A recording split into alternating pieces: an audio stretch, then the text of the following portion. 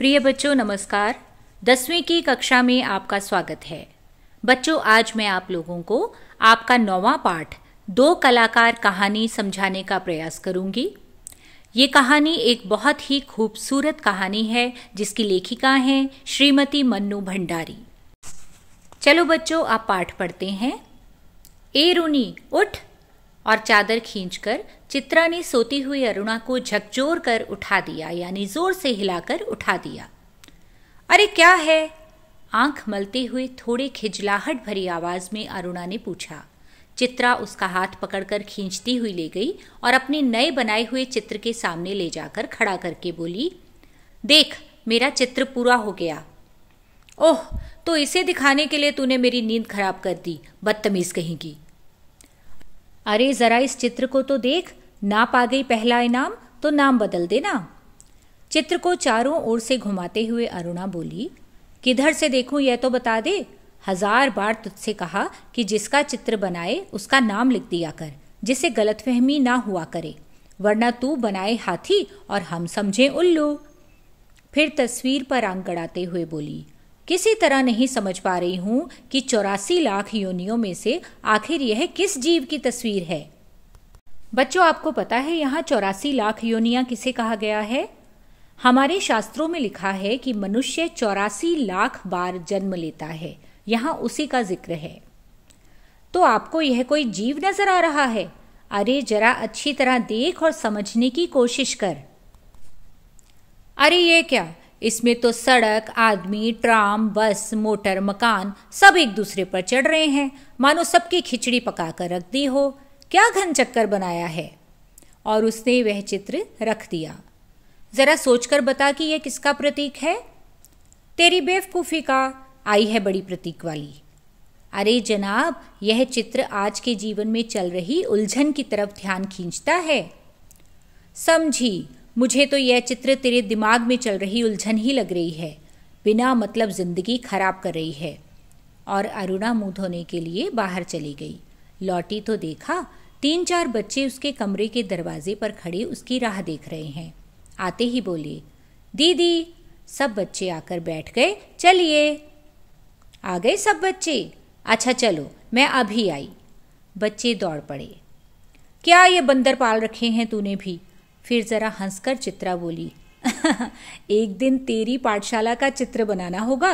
जरा लोगों को दिखाया ही करेंगे कि हमारी एक ऐसी मित्र साहब थी जो सारे दाइयों, चपरासियों और दुनिया भर के बच्चों को पढ़ा पढ़ा कर ही अपने को भारी पंडित और समाज सेविका समझती थी। जा जा, समझते हैं तो समझते हैं। तू जाकर सारी दुनिया में ढिंडोरा पिटाना, हमें कोई शर्म है क्या? तेरी तरह लकीरें खींचकर तो समय बर्बाद नहीं करते। और पैर में चप्पल डालकर वह बाहर मैदान में चली गई, जहां एक छोटी सी पाठशाला बनी हुई थी। बच्चों ये नोकझोंक उनकी असली नोकझोंक नहीं थी, बल्कि दोनों सहेलियों में इतना प्यार था कि बस एक दूसरे की टांग खींचती रहती थी। रात के 10 बजे थे। सारे छात्रावास यानी हॉस्टल की बत्तियां हमेशा की तरह बुझ चुकी थी। ऊपर के एक तल्ले पर अंधेरे में ही खुसर फुसर चल रही थी, यानी कोई धीरे धीरे बातचीत कर रहा था। रविवार के दिन यूं ही छुट्टी होती है। दूसरे दिन के समय में काफ़ी नींद निकाल ली जाती थी, सो 10 बजे लड़कियों को किसी तरह भी नींद नहीं आती थी। तभी छात्रावास के फाटक में जलती हुई टॉर्च लिए कोई घुसा। अपने कमरे की खिड़की में से झांकते हुए सविता ने कहा, ठाठ तो छात्रावास में बस अरुणा ही के हैं। रात 9 बजे लौटो, 10 बजे लौटो, कोई बंधन नहीं। हम लोग तो 10 के बाद बत्ती भी नहीं जला सकते। लौट आई अरुणा दी। आज सवेरे से ही वे बड़ी परेशान थी। फुलिया दाई का बच्चा बड़ा बीमार था। दोपहर से वे उसी के यहाँ बैठी थी। पता नहीं क्या हुआ बेचारे का। शीला ने ठंडी सांस भरते हुए कहा, तू बड़ी भक्त है अरुणा दी की। उनके जैसे गुण अपना ले तो तेरी भी भक्त हो जाऊंगी। मैं कहती हूं उन्हें यही सब करना है तो कहीं और रहे। छात्रावास में रहकर यह जो नवाबी चलाते हैं सो तो हमसे बर्दाश्त नहीं होती। सारी लड़कियां डरती हैं तो कुछ कहती नहीं, पर प्रिंसिपल और वार्डन तक रोब खाती हैं इनका। तभी तो सब प्रकार की छूट दे रखी है। बच्चों, प्रिंसिपल तो आपको पता है किसी भी कॉलेज के प्रिंसिपल को कहा गया है, और वार्डन होती है वह महिला जो हॉस्टल की इंचार्ज होती है और सभी लड़कियों की देखभाल करती है। तू भी जिस दिन हाड़ तोड़कर दूसरों के लिए मेहनत करने लग जाएगी ना, उस दिन तेरा भी सब रोग खाने लगेंगे। पर तुम्हें तो सजने संवरने से ही फुर्सत नहीं मिलती, दूसरों के लिए क्या खाक काम करोगी। अच्छा, चल अपना भाषण अपने पास रख। अरुणा अपने कमरे में घुसी तो बहुत ही धीरे से, जिससे चित्रा की नींद न खराब हो, पर चित्रा जग ही रही थी। दोपहर से अरुणा बिना खाए पिए बाहर थी, उसे नींद कैसे आती भला। मेस से उसका खाना लेकर उसे मेज पर ढक कर रख दिया था। अरुणा के आते ही वह उठ बैठी और पूछा, बड़ी देर लग गई, क्या हुआ रूनी? वह बच्चा नहीं बचा चित्रा, किसी तरह उसे नहीं बचा सके। और उसका स्वर किसी गहरे दुख में डूब गया। चित्रा ने माचिस लेकर लालटेन जलाया और स्टोव जलाने लगी खाना गर्म करने के लिए। तभी अरुणा ने कहा, रहने दे चित्रा, मैं खाऊंगी नहीं, मुझे ज़रा भी भूख नहीं है। और उसकी आंखें फिर छलछला आई, यानी वो फिर रो पड़ी। बहुत ही स्नेह से अरुणा की पीठ थपथपाते हुए चित्रा ने कहा, जो होना था सो हो गया, अब भूखे रहने से क्या होगा, थोड़ा बहुत खा ले। नहीं चित्रा, अब रहने दे, बस तू लालटेन बुझा दे। उसके बाद 2-3 दिन तक अरुणा बहुत ही उदास रही, लेकिन समय के साथ साथ वह दुख भी जाता रहा और सब काम ज्यों का त्यों चलने लगा। 4 बजते ही कॉलेज से सारी लड़कियां लौट आई, पर अरुणा नहीं लौटी। चित्रा चाय के लिए उसका इंतजार कर रही थी। पता नहीं कहाँ कहाँ अटक जाती है, बस इसके पीछे बैठे रहा करो। अरे क्यों बड़बड़ कर रही है, लो मैं आ गई, चल बना चाय। तेरे मनोज की चिट्ठी आई है? कहाँ, तूने तो पढ़ ही ली होगी फाड़ कर। चल हट, तुम्हारी चिट्ठियों में रहता ही क्या है जो कोई पढ़े, बड़े बड़े आदर्श की बातें, मानो खत ना हुआ भाषण हुआ। बच्चों, मनोज भी अरुणा की ही तरह एक समाज सेवक था और ये दोनों एक दूसरे को बहुत पसंद करते थे। अच्छा, तू लिखा करना रस भरी चिट्ठियां, हमें तो यह सब आता नहीं। वह लिफाफा फाड़कर पत्र पढ़ने लगी।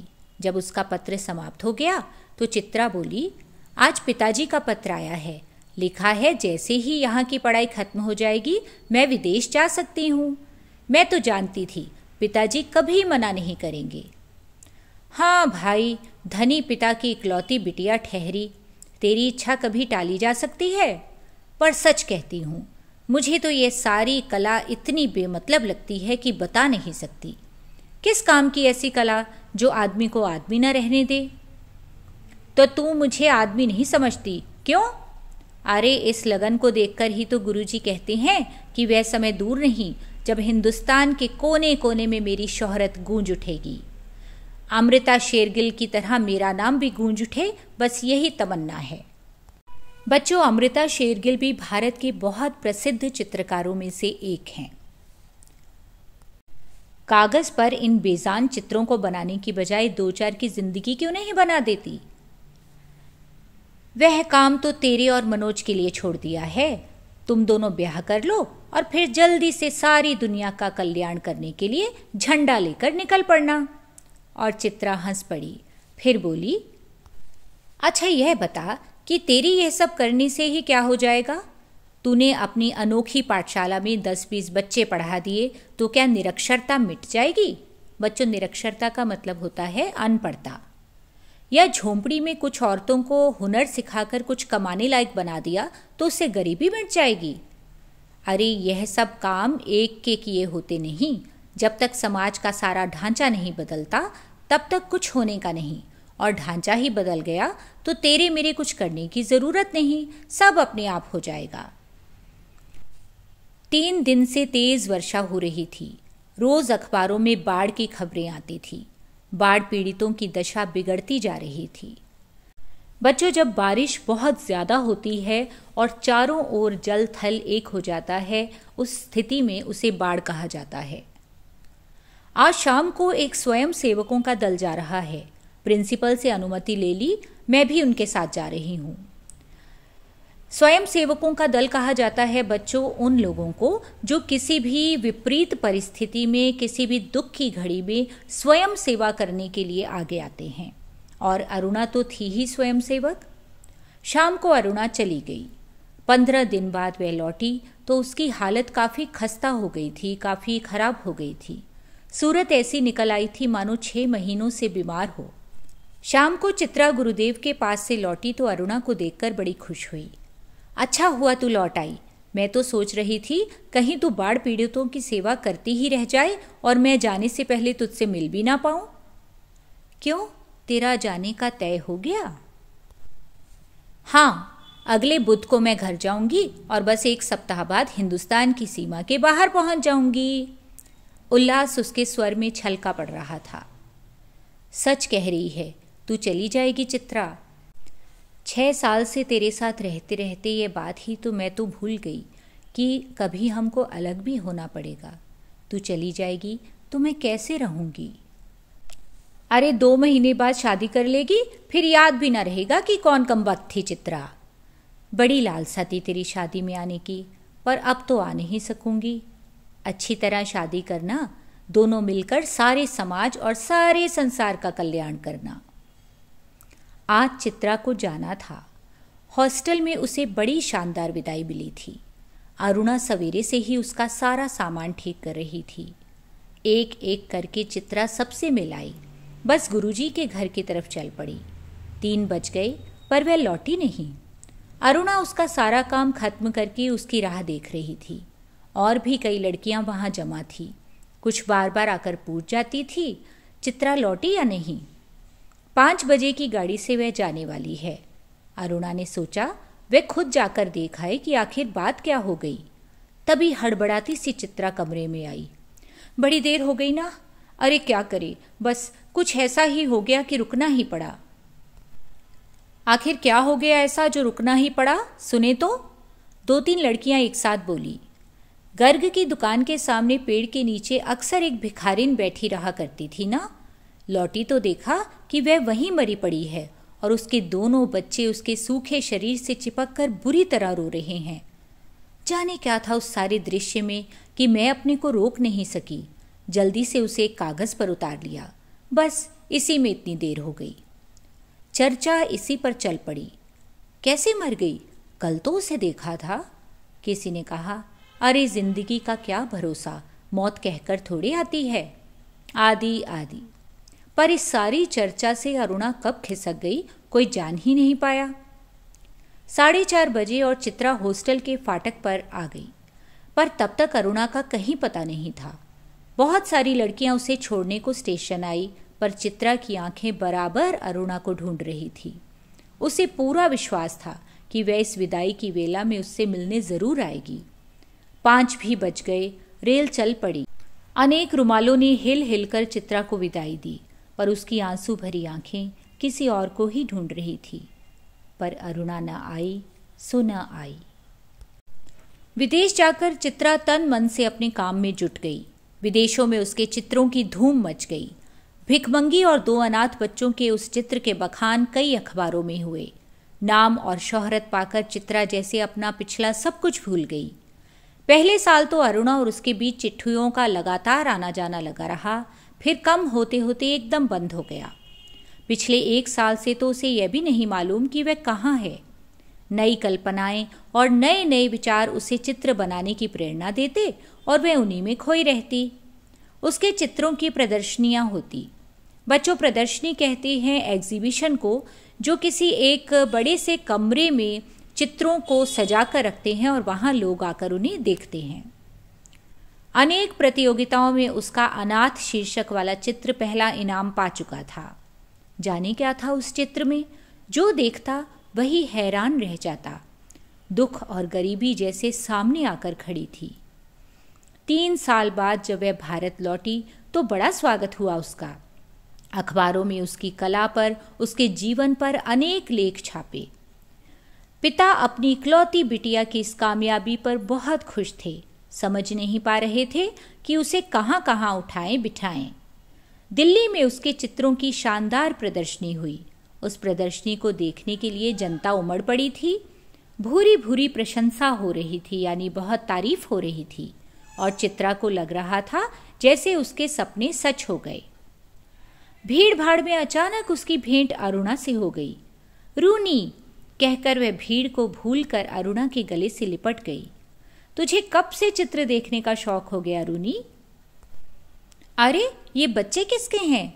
दो प्यारे से बच्चे अरुणा से सटे खड़े थे। लड़के की उम्र 10 की होगी तो लड़की की कोई 8। मेरे बच्चे हैं। और किसके? ये तुम्हारी चित्रा मासी हैं। नमस्ते करो अपनी मासी को, अरुणा ने आदेश दिया। बच्चों ने बड़ी अदा से नमस्ते किया, पर चित्रा हैरान होकर कभी उनका और कभी अरुणा का मुंह देख रही थी। वह सारी बात का कुछ तुक नहीं मिला पा रही थी। तभी अरुणा ने टोका, कैसी मासी है, प्यार तो कर। और चित्रा ने दोनों के सिर पर हाथ फेरा। प्यार का जरा सा सहारा पाकर लड़की चित्रा की गोदी में जा चढ़ी। अरुणा ने कहा, तुम्हारी ये मासी बहुत अच्छी तस्वीरें बनाती है। सच? आश्चर्य से बच्ची बोल पड़ी। तब तो मासी तुम जरूर चित्रकला में पहले नंबर लाती होगी। मैं भी अव्वल नंबर लाती हूँ। तुम हमारे घर आओगी तो मैं अपनी कॉपी दिखाऊंगी। बच्ची के स्वर में मुकाबले की भावना थी। चित्रा और अरुणा इस बात पर हंस पड़ी। आप हमें सब तस्वीरें दिखाइए मासी, समझा समझा कर, बच्चे ने फरमाइश की। चित्रा समझाती तो क्या, यूं ही तस्वीरें दिखाने लगी। घूमते घूमते वे उसी भिखारिन वाली तस्वीर के सामने आ पहुंचे। चित्रा ने कहा, यही वह तस्वीर है रूनी जिसने मुझे इतनी प्रसिद्धि दी। ये बच्चे क्यों रो रहे हैं मासी? तस्वीर को ध्यान से देखकर बालिका ने कहा। इनकी मां मर गई, देखती नहीं मरी पड़ी है, इतना भी नहीं समझती। बालक ने मौका पाते ही अपने बड़प्पन की छाप लगाई। ये सचमुच के बच्चे थे मासी? बालिका ने पूछा। अरे सचमुच के बच्चों को देखकर ही तो बनाई थी ये तस्वीर। हाय राम, इनकी मां मर गई तो फिर इन बच्चों का क्या हुआ? बालक ने पूछा। मासी हमें ऐसी तस्वीर नहीं, अच्छी अच्छी तस्वीरें दिखाओ, राजा रानी की, परियों की। उस तस्वीर को और देर देखना बच्ची के लिए भारी पड़ रहा था। तभी अरुणा के पति आ पहुंचे। परिचय हुआ। साधारण बातचीत के बाद अरुणा ने दोनों बच्चों को उसके हवाले करते हुए कहा, आप जरा बच्चों को प्रदर्शनी दिखाइए, मैं चित्रा को लेकर घर चलती हूँ। बच्चे इच्छा न रहते हुए भी पिता के साथ विदा हुए। चित्रा को दोनों बच्चे बड़े ही प्यारे लगे। वह उन्हें एकटक यानी लगातार देखती रही। फिर पूछा, सच सच बता रूनी, ये प्यारे प्यारे बच्चे किसके हैं? कहा तो मेरे, अरुणा ने हंसते हुए कहा। अरे बताओ ना, मुझे ही बेवकूफ़ बनाने चली है। एक पल रुककर अरुणा ने कहा, बता दूं? और फिर उस भिखारिनी वाले चित्र के दोनों बच्चों पर अंगुली रखकर बोली, यही वे दोनों बच्चे हैं। क्या? हैरानी से चित्रा की आंखें फैली की फैली रह गई। क्या सोच रही है चित्रा? कुछ नहीं, मैं सोच रही थी कि, पर शब्द शायद उसके विचारों में ही खो गए। बच्चों, देखा आपने, दो कलाकार कहानी मानवीय भावनाओं को स्पर्श करती है। दोनों सहेलियां पक्की सहेलियां थीं, जहां अरुणा एक समाज सेविका थी और चित्रा एक चित्रकार। इस कहानी में मनु भंडारी ने जन सेवा या मानवता की सेवा को बहुत बड़ी कला माना है। कहानी की प्रमुख पात्रा अरुणा के मुंह से कहलवाया भी है। वह चित्रा को कहती है, कागज पर इन बेजान चित्रों को बनाने की बजाय 2-4 की जिंदगी क्यों नहीं बना देती। दो कलाकार शीर्षक कहानी की मूल संवेदना को लेकर चलता है। बच्चों, शीर्षक संक्षिप्त और सार्थक है और कहानी की भाषा में हिंदी के साथ साथ उर्दू और अंग्रेजी शब्दों का भी प्रयोग है। उम्मीद करती हूँ इस कहानी के उद्देश्य को आप अच्छी तरह से समझ गए होंगे। चलो बच्चों, अब जल्दी से इसके संक्षिप्त प्रश्नों का अभ्यास कर लेते हैं। छात्रावास में रहने वाली दो सहेलियों के नाम क्या थे? छात्रावास में रहने वाली दो सहेलियों के नाम अरुणा और चित्रा थे। चित्रा कहानी के आरंभ में अरुणा को क्यों जगाती है? चित्रा कहानी के आरंभ में अरुणा को अपने द्वारा बनाया हुआ चित्र दिखाने के लिए जगाती है। अरुणा चित्रा के चित्रों के बारे में क्या कहती है? अरुणा चित्रा के चित्रों के बारे में कहती है कि कागज पर इन बेजान चित्रों को बनाने की बजाय 2-4 की जिंदगी क्यों नहीं बना देती। अरुणा छात्रावास में रात को देर से लौटती है तो शीला उसके बारे में क्या कहती है? अरुणा छात्रावास में रात को देर से लौटती है तो शीला उसके बारे में कहती है कि वह बहुत गुणी है, वह दूसरों के बारे में सोचने वाली समाज सेविका है। चित्रा के पिताजी ने पत्र में क्या लिखा था? चित्रा के पिताजी ने पत्र लिखा था कि जैसे ही उसकी पढ़ाई खत्म हो जाएगी वह विदेश जा सकती है। अरुणा बाढ़ पीड़ितों की सहायता करके स्वयं सेवकों के दल के साथ कितने दिनों बाद लौटी? अरुणा बाढ़ पीड़ितों की सहायता करके स्वयं सेवकों के दल के साथ 15 दिनों बाद लौटी। विदेश में चित्रा के किस चित्र ने धूम मचाई थी? विदेश में चित्रा के भिखमंगी और 2 अनाथ बच्चों के चित्र ने धूम मचाई थी। बच्चों, इस कहानी का बाकी का अभ्यास आप नीचे डिस्क्रिप्शन में देख सकते हैं और इसी तरह से अपने कक्षा से जुड़ी हुए वीडियोस देखना चाहते हैं तो मेरे channel Hindi classes with Anila Batra को सब्सक्राइब करना मत भूलिए और बेल आइकन दबाइए ताकि जैसे ही मैं कोई नया वीडियो पोस्ट करूं तुरंत आपको उसकी सूचना मिल जाए। इसी प्रकार मन लगाकर पढ़ते रहिए और जीवन में आगे बढ़ते रहिए। धन्यवाद।